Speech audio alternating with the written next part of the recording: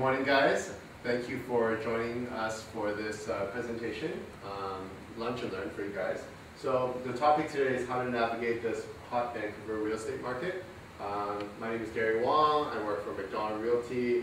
I'm the author of the book on Vancouver real estate. Just a little introduction about me, how I got in. I'm born and raised in Vancouver. Went to UBC, studied psychology and Mandarin. Worked in a bunch of entry-level jobs before getting married, and then realizing I needed to up my game a little bit. So I went back to school, did my MBA, and during that time I had been tutoring a kid whose father was a builder, and they said, "Oh, Gary, why don't you go into real estate? I'll give you some houses to sell." Kind of opened the windows for me, opened the doors for me, because I always wanted to go into real estate, and great opportunity. But when I was growing up, my parents were like, "No, don't go in. It's super competitive. You need a large network," and they discouraged me. They wanted me to be the typical accountant, doctor, or lawyer. So, but with the MBA, I had the confidence. So I did the MBA, and then I got into the real estate market, and yeah, and that was about 4 years ago. 4 years ago. And then I did an industry analysis during my MBA on the real estate industry. They said it's the 80-20 rule. Basically 20% of the realtors make 80% of the money. But after I did the industry analysis, I found out it's more like 95-5. So 5% of the realtors do 95% of the business. I took when I was studying the MBA, I targeted everything I learned in the MBA towards real estate. So I found out, how I was going to differentiate myself and all that stuff. And then I wrote a 15-page business plan and started interviewing brokerages and found that McDonald Realty was the one for me. So the book on Vancouver real estate was written last year. I wrote it in response to the lack of transparency I saw in the industry. I guess you guys have been watching the news and learning about how real estate industry has been in the hot seat. So it's about time that somebody blew the whistle, and it's about time that there's more transparency in the industry. So okay, let's go toward today's agenda. Our talk will be about 20-30 minutes long, and then the rest will be Q&A. I have prepared some additional material in case I go through the material super quickly. But we'll talk about market trends, what's the cause of the real estate boom, how to navigate a bidding war, which has been pretty much the market for the past 6 months. Rent or buy, which is the age-old question. Negotiations in this market, economic forecast, and the question you're all asking. Okay. So just brief market trends. So I have Vancouver West and Vancouver East. These are market stats that my company produces. When you look at this, these are taken from the MLS, or Real Estate Board. So this number is the price of a typical home. It's called the HPI Home Price Index. So a typical house in Vancouver West is about $3 million. And this is March 2016, so last month. So there's 571 listings, 221 sales. So they calculate, they use this number, and then they calculate absorption ratio. Absorption ratio is the number of homes that sell, how long it takes to clear the inventory in a market. So if this was like 100 homes and 50 homes sold, then it would take 2 months to clear the 100 homes. Okay, so that it's called a 2-month supply.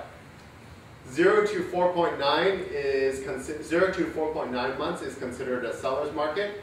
5 to 7.9 is considered a balanced market, and over 8 is considered a buyer's market.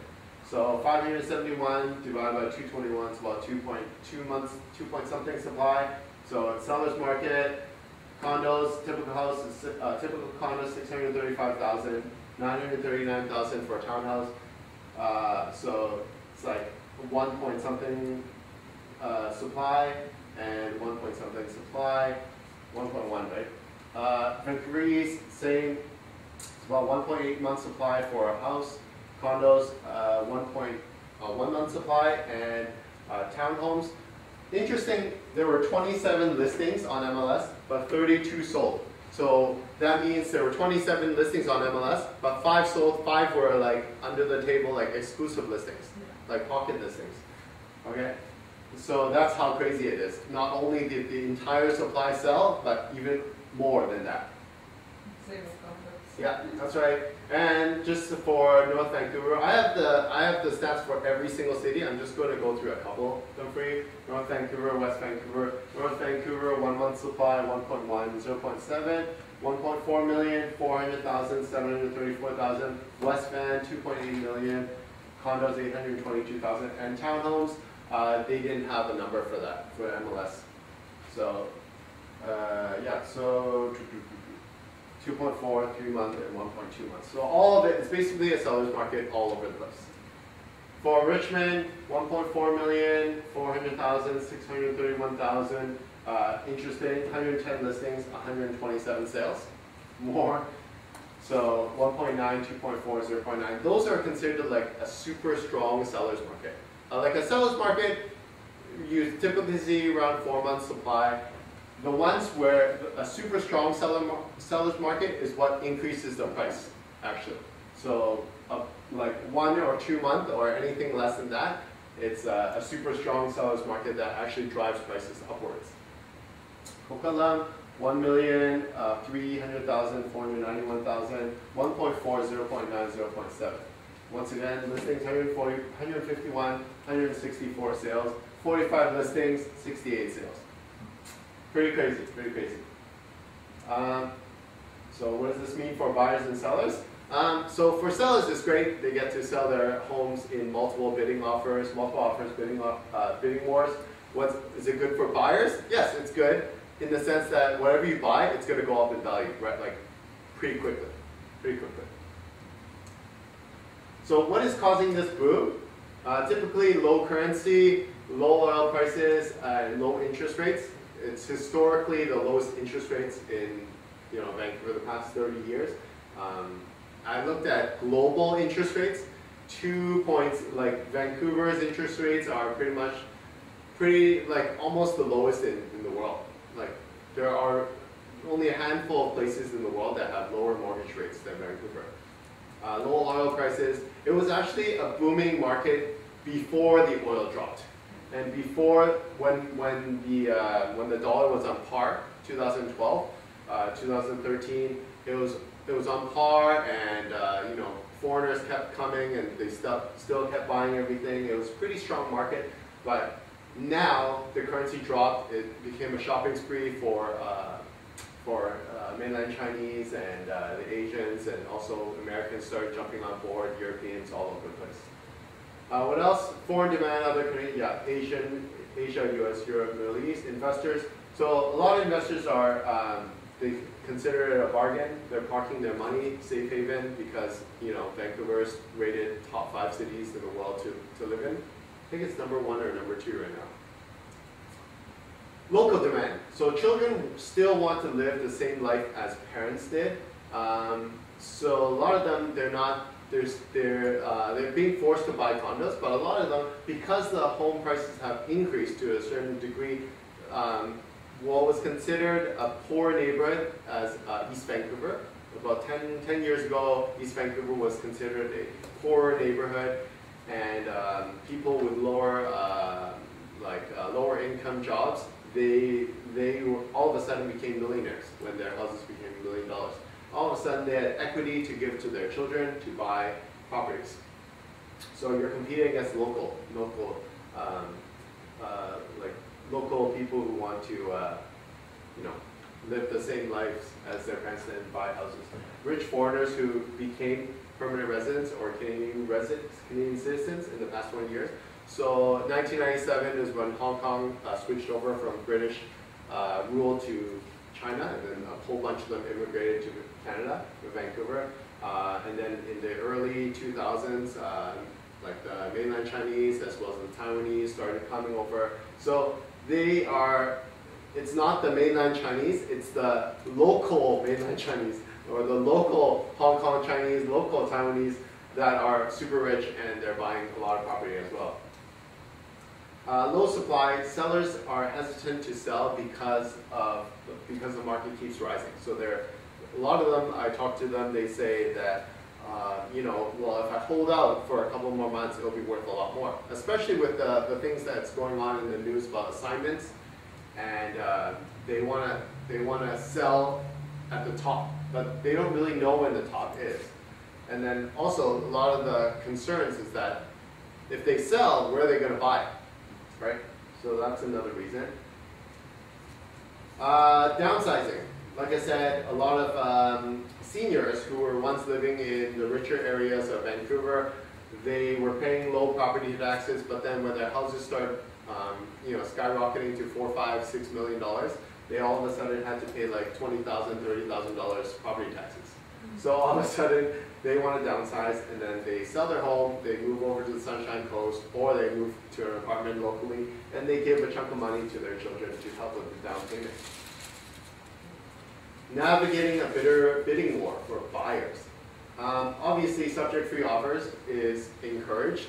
It's not the safest way. Realtors are trained to tell our clients to, make sure you have a subject offer, do a home inspection, all that stuff. If we tell that to our buyers, it'll cover our butt, but it doesn't really help our buyers get the home that they want, because they'll lose usually. So when I do meet with my clients, I tell them to write subject-free offers, but I make sure that they have been pre-approved.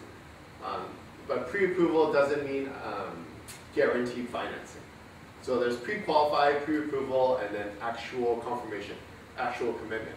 Pre-qualification means you go to the bank and you say, how much can I borrow? They ask you a couple questions, and then they say, okay, you can borrow this much, like $400,000. Pre-approval means please fill out a credit application, and then they process it, they come back and go, okay, you can borrow $450,000. That's pre-approval. Commitment letter is like, you've actually written an offer on a property, you have the contract in place, you have the strata documents, you send it over to the lender, and then they're like, okay, we approve. Okay, we approve and we lend you $450,000. So pre-qualification is not very accurate. Pre-approval is more accurate. You have to do a credit application, but it's not until you actually have the contract and you give it to the bank and the lender actually writes a commitment letter. That's when it's very solidified. Usually, if you're doing a subject-free offer, obviously you don't get the commitment letter. You would have to just base it on your pre-approval. Home inspection. Yeah, a lot of buyers are doing home inspections prior to writing their offers. And then one of the tricks is if you're bidding, if you know there are going to be 5 to 10 offers, if you know somebody has already done a home inspection and they're still writing an offer, and chances are that means the home is okay, unless that other buyer is a builder.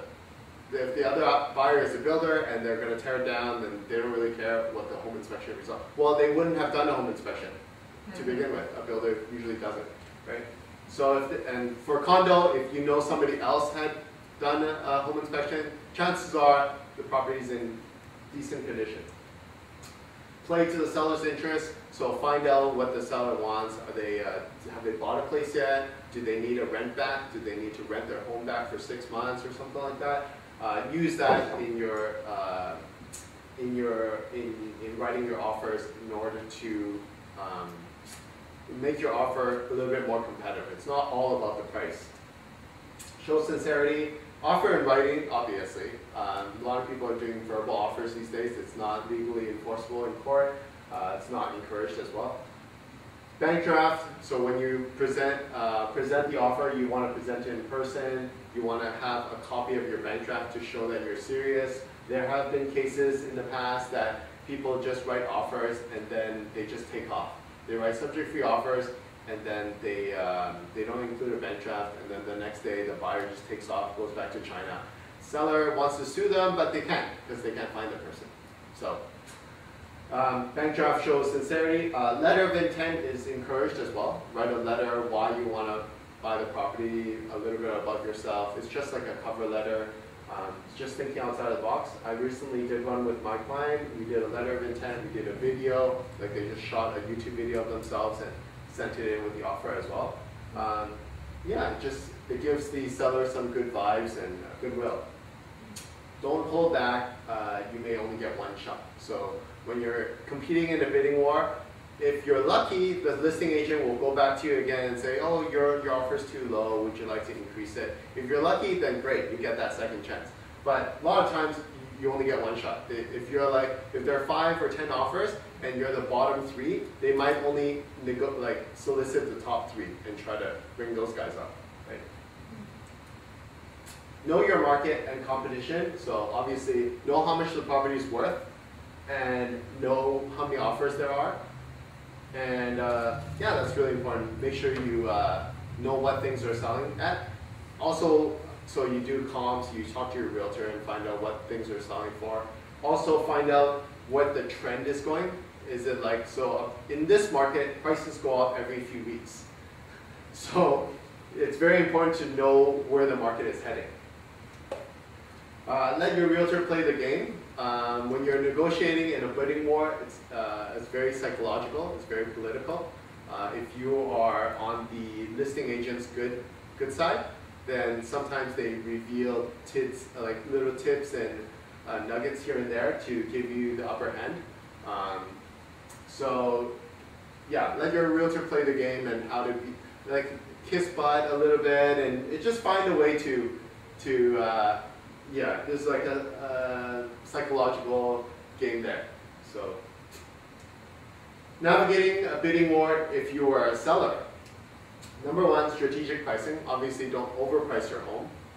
You can price it, there's a few different strategies. You can price it low, price it at market value, price it high, or price it a tiny bit below market value. In this market, most sellers are pricing it a little bit below market value to generate a high number of bids.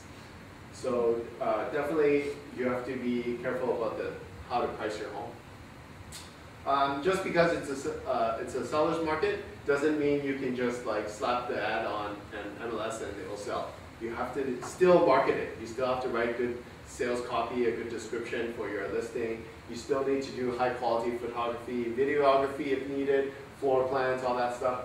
Because it's still about the first impression. You want to do you want to do an open house, you want to impress the buyers, and then you want to get as much interest and that kind of thing. So create a Boxing Day frenzy, very typical and common in this market. Even in a balanced market, a lot of people use this strategy. They have one open house. They list the property on the market on Tuesday, and then it shows up on the public MLS on Thursday, and then open house Saturday, Sunday, take offers on Sunday night, or take offers on Monday night.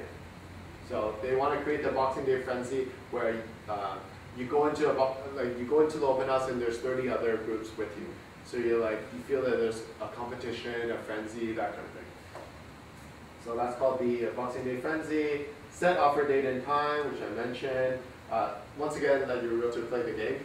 So the listing agent has got to play the game and solicit. If I were the listing agent, I would try to solicit all the offers, not just the top 5. I'd try to go to all 10 of them and be like, oh, you're pretty close. You just got to move up a little bit, and then play the game and try to get the best price for the seller. Right? So rent or buy. Pros and cons for both. Rent for pros. No fees. You don't have to pay strata fees, property tax, maintenance. You don't have to pay a mortgage, all that stuff. That's a benefit. So you don't have to maintain the property, meaning if your sink breaks, if your faucet breaks, if something's broken, you just call the landlord and say, oh, can you fix this? And you don't have to pay for any of that. Hopefully you have a good landlord who will get it done quickly and not drag on. But free amenities, if you get to stay at a high-end rental property and that have really sophisticated amenities, it's a bonus.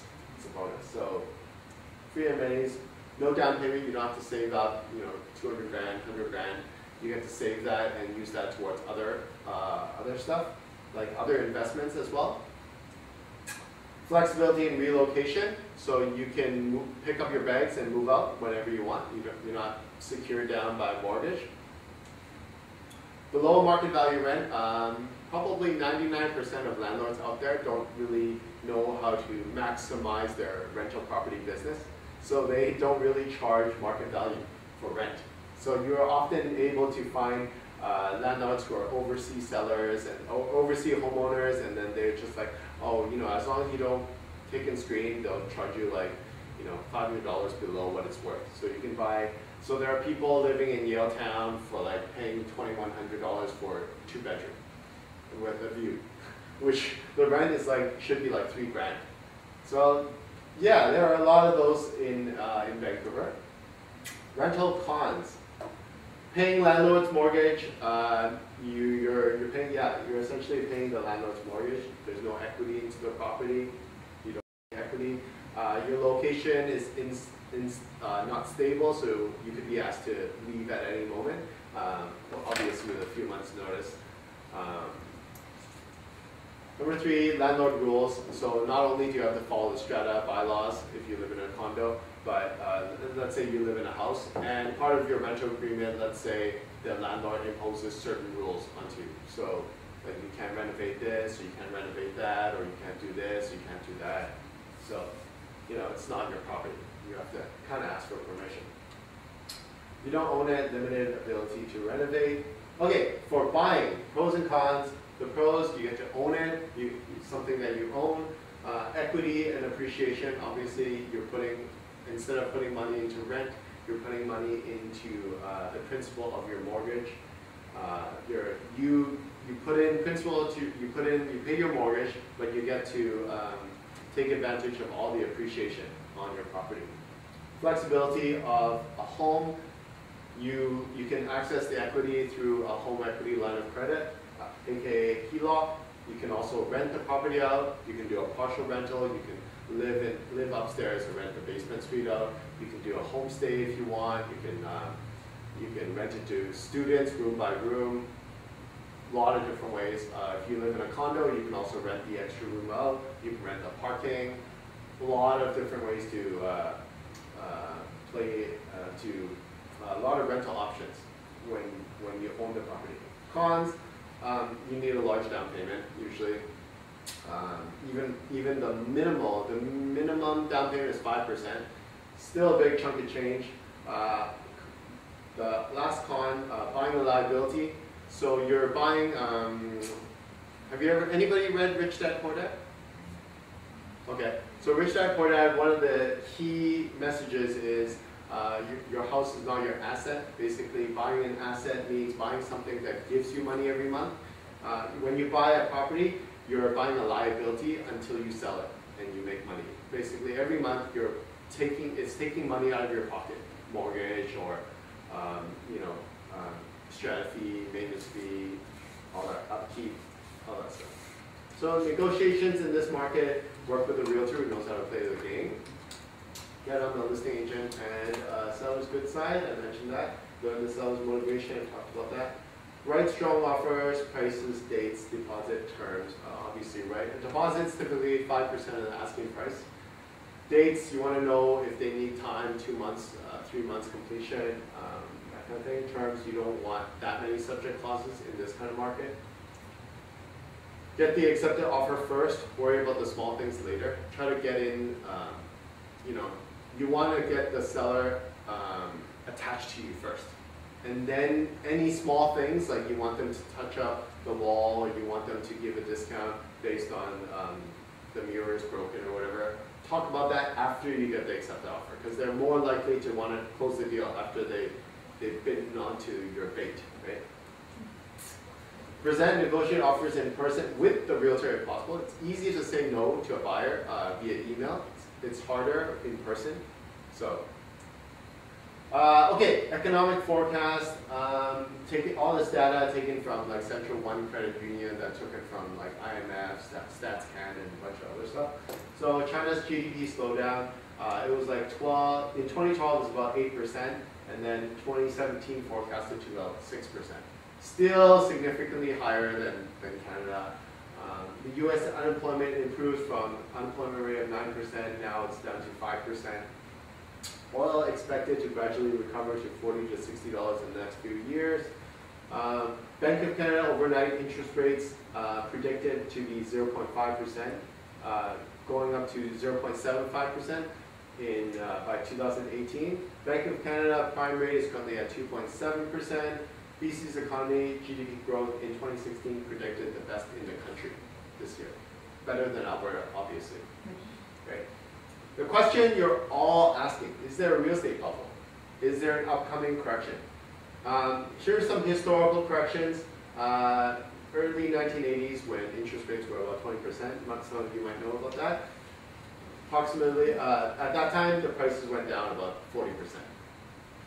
1997 to 2003, there was 9/11, there were leaky condos, there was a Russian debt default situation, there was an Asian financial crisis, the market went down about 20%. Great financial crisis in 2008, the market went down about 20%. Since then, since 2008, there has been no correction since.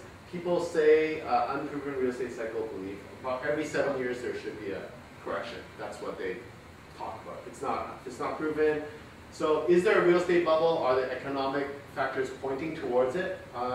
Based on, let's see, this, and this is just a snapshot. I have a lot more detail, but I didn't want to shove it with information.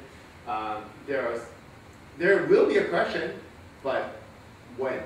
And probably when the interest rates go up. So when are interest rates going to go up? Well, according to the Feds in the U.S. and the mortgage brokers out there, the economists, probably at least 2 years, minimum 2 years. So, but that's what they said 2 years ago. They also said it will go up 2 years ago, but then prime rate went down. So that was interesting, and then oil went down. So I'm predicting that 20 to 30% increase for the next 2 years, at least. So by the time there's a correction, your price will still be more expensive than if you bought now, right? Does that mean everybody should buy now? No, not necessarily, because I actually specialize in working with investors. I help clients build a short-term and long-term real estate portfolio. I tell people, I sit them down and I find out what their long-term goal is, and then I try to help them build financial freedom through real estate. And it doesn't necessarily mean, oh, buy this, buy that, right? It could mean like buying cash flow properties, like maybe buy and flip, and all these, there's various strategies that I go into in my book, that I discuss in the book. So not necessarily buy now. You could also rent. So there are a lot of veteran real estate investors that rent. There are also a lot of them that buy as well. So that's it for today. Just a short presentation. You can get my blogs, market trend videos, market stats, real estate investing tips and strategies. My website, there's my email, that's my YouTube channel. I have about 100 videos on there. If you're interested, you can leave your email and to subscribe to my weekly, monthly real estate updates. And questions?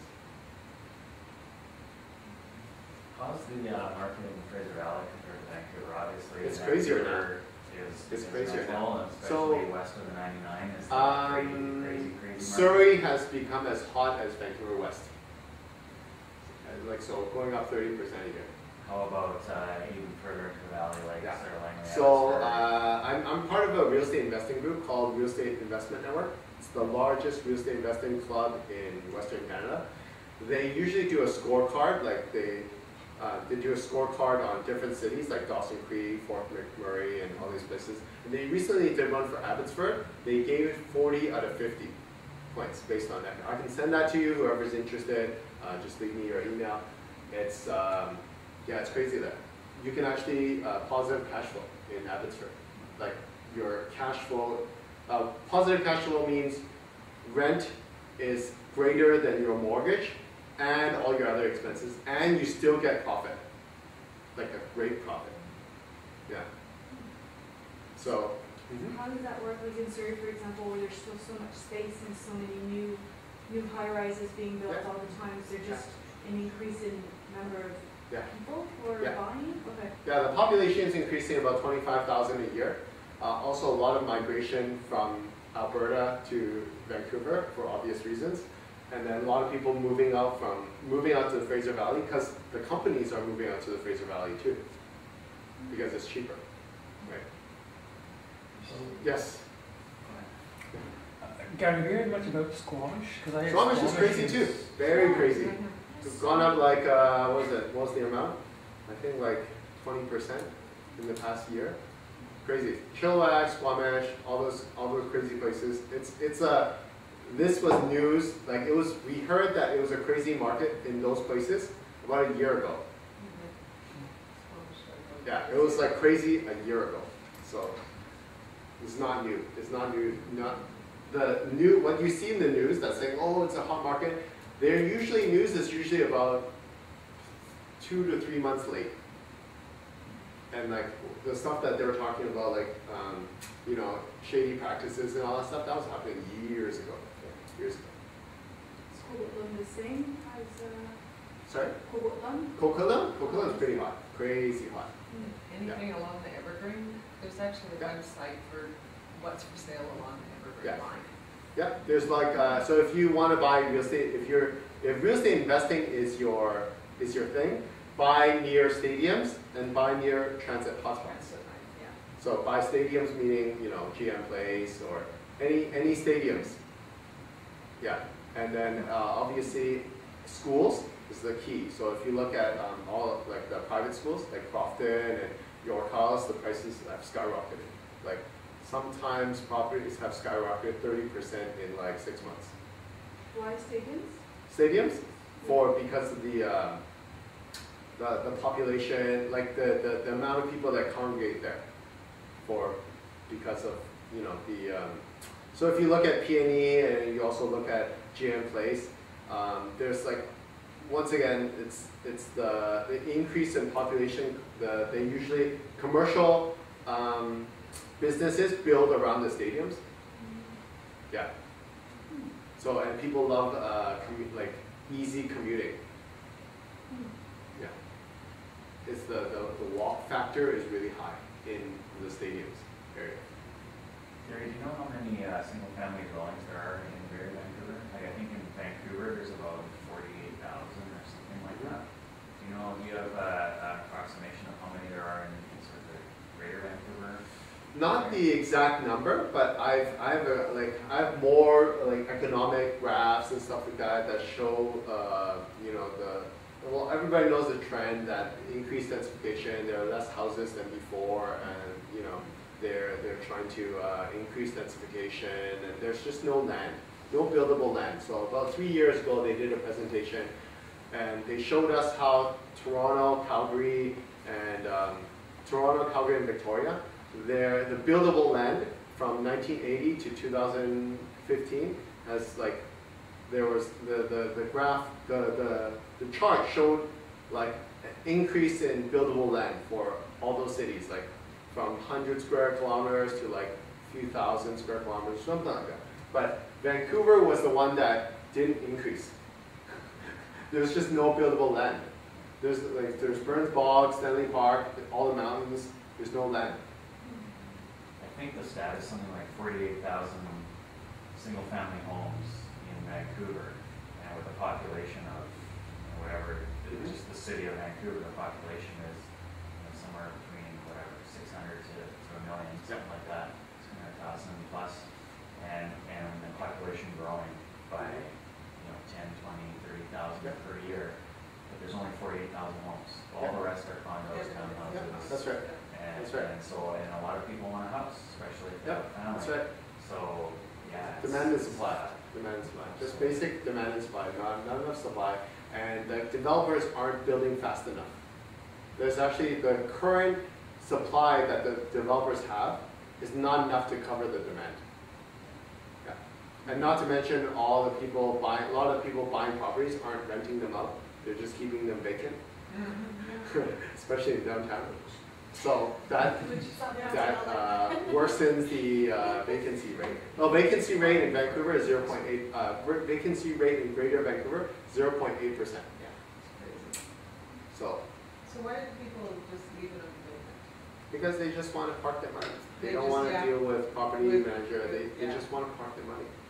Because they can. Yes. Yeah, because they can, Yes, yes. that's right. And whatever the liberal government is trying to, block the mainland Chinese or the Asian investors, it's not going to do anything. It's like they increased the property transfer tax to 3% for $2 million and above. It's like it's only a difference of like $10,000 or $5,000. It doesn't affect them at all. Yeah, it's not like in the US, if you own property and you're a non-resident, Mhm. your yearly property taxes are way Yeah. higher. That's right. It's got free enterprise, and it's a hot market because it's desirable place. Yeah. That's right. But Exactly. like people in, like I'm saying, like where we are in San Diego, they don't leave them empty. I mean, some people do, but others, it's because their taxes are so much higher Mhm. if you're not living there. That's right. What are your thoughts on, I guess, the less typically desirable areas in downtown? So for example, The less desirable areas of downtown? yeah, like Yeah. like there's a few developments on Canby and Main-ish area, and those places are quite affordable because they're in a rough neighborhood. So is that the next because I know Yaletown, for example, Yeah. 40 years ago Yeah. or whatnot was Yeah. rough. Yeah, So 20 years ago. 20 years Yeah. ago, okay. Fifty- Well, we just keep Early moving it. 2000s. Oh, Early yeah. 2000s. So is the downtown east side the next Yaletown? Oh yeah, oh yeah. You know what? So Rennie, he bought a bunch of Hastings like 15 years ago. Like 10 years ago, he started buying them because he knew where the trend was going. Okay. It was very good.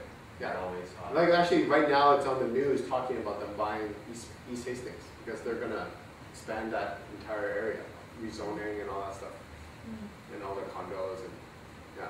So I think a year ago or 2 years ago, Strathcona Village was on sale there, sold out like Yeah. instantly. Yeah. Where you answer that? Because it happened with Gastown very recently, where it went from being so-so to being now like super. That's super right. hot on the spot, yeah. So no So land. downtown east side is next. Yeah. It's just hard to imagine. It will. So if you're if you're trying to predict the upcoming areas, Abbotsford, downtown east side, and like areas such as Surrey, like the farther ends of Surrey.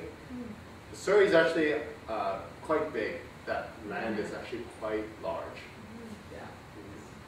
It's way bigger than Vancouver. It's way bigger, yeah, their land mass, and Yeah. we still have farms in the middle of Yeah. Surrey that That's will right. eventually Mm. shrink.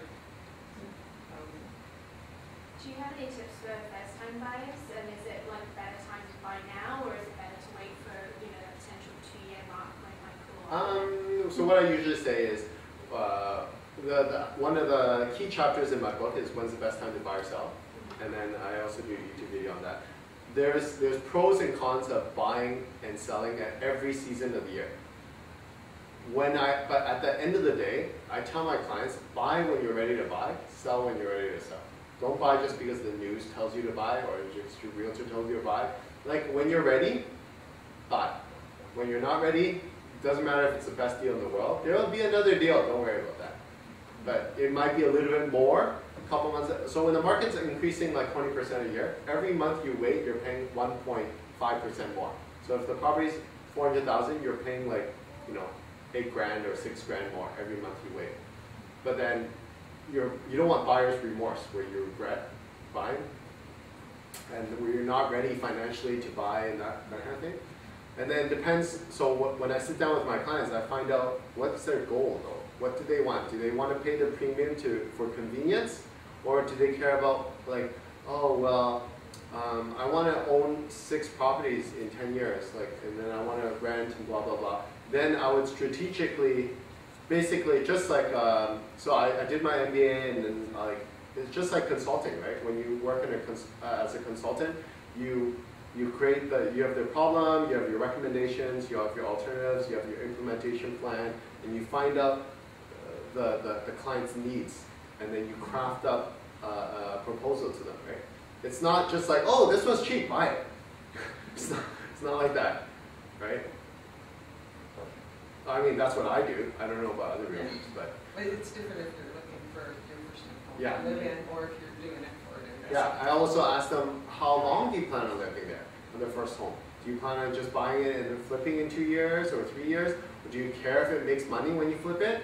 If you don't care, if you lose money or not, you might as well buy like a cheap $200,000 property that no rentals, maybe like age restrictions or whatever, and then you won't make money when you sell it because it's highly undesirable. But it'll be cheap. It'll be cheap. So depends on the person's needs. Any other questions?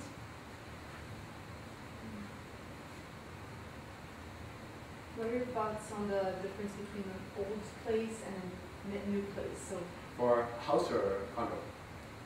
I New guess, builds or? yeah, I guess condo or Condo? either. Condo? Oh, Oh, no worries. Thank you very much. Do you want a copy of my book? I do. Okay, come back. Sure. So for condos, not old places aren't bad. You just have to read the strata documents. How well it's been maintained. If it's been maintained well, then you're pretty set, right? New places, yeah, it's convenient because it's new, under warranty, that kind of thing. But old places aren't bad either. I also do I have a huge spiel about pre-sales as well, so feel free to ask if you have questions about those. Is the competition less fierce on new builds? No, it's not less fierce. It's still pretty fierce. I was going to say, because it's not less of that, seems to be less of that like Boxing Day frenzy, if you will. Yeah. Yeah, somewhat. Like obviously pre-sales they charge higher. Right. Right? They charge brand new prices, and then they actually price it. Some of them price it as if what it'll be worth in 2017 or 18, right? When you're ready to move in. Exactly, they'll price it that way. Yeah. Yeah. People think pre-sales are the best investment. No, it's not. You just have to in a hot market, anything goes up. You buy like a piece of junk, it'll go up in this market. But in a normal market, you have to be very selective when it comes to pre-sales. You don't just buy any of them. Thanks guys for watching my video. Please subscribe and share with your friends. Email me if you have any more questions. Thank you.